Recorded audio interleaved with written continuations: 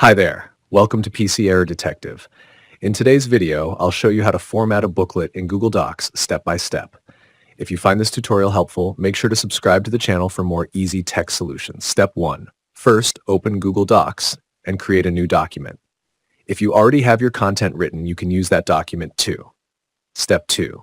Next, go to the File menu located in the top toolbar and click on Page Setup.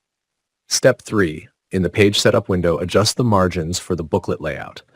Set the top, bottom, left, and right margins to 0.5 inches each. Be sure not to select the Set as Default option, as this will change the settings for all future documents. Once done, click OK to apply the changes. Step 4. Now go to the Format menu in the toolbar and choose Columns from the drop-down list.